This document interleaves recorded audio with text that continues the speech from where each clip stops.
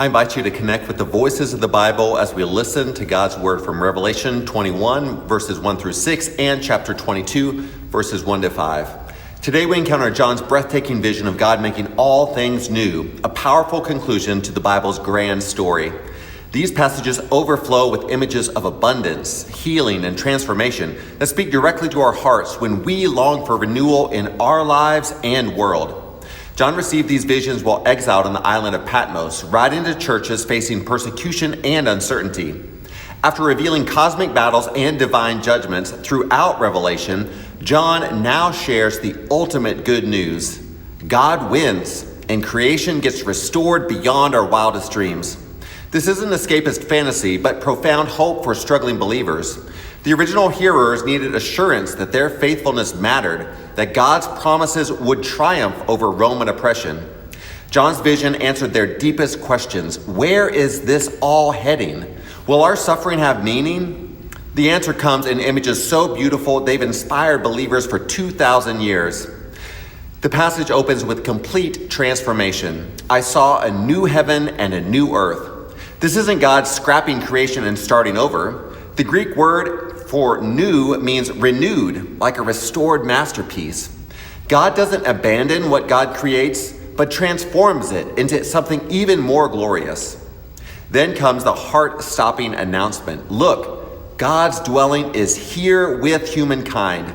The entire biblical story leads to this moment, God dwelling directly with humanity. No more separation, no more distance. The voice from the throne declares God will wipe away every tear from their eyes. Notice the tender connection. God personally comforts each person.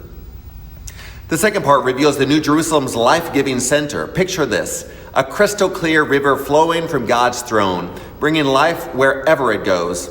On both sides grows the tree of life. Yes, the same tree from Eden, now restored and supercharged.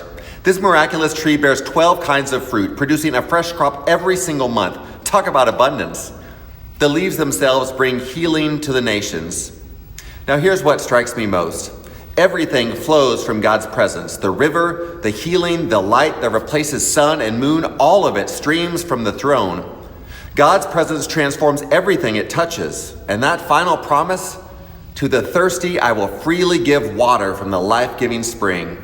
Pure grace, pure generosity. These visions reshape how we live today. First, they teach us to see present struggles through the lens of God's ultimate victory. When facing loss, remember God promises to wipe away every tear. When confronting injustice, recall that healing flows to all nations. This isn't passive waiting, but active hope that changes how we engage the world. Second, notice how God's abundance works. It flows. The river doesn't pool up at the throne, but streams outward, bringing life everywhere. When we experience God's goodness, it's meant to flow through us to others. Our generosity becomes a channel for God's healing presence. Third, the monthly fruit reminds us that God's provision never runs dry. Unlike human resources that deplete, kingdom economics multiply. The more we share God's gifts, the more fruit appears. This transforms how we view giving, not as loss, but as participation in God's endless creativity. Friends, Revelation's final vision reveals God's deepest desire to dwell with us, to heal the nations, to make all things new.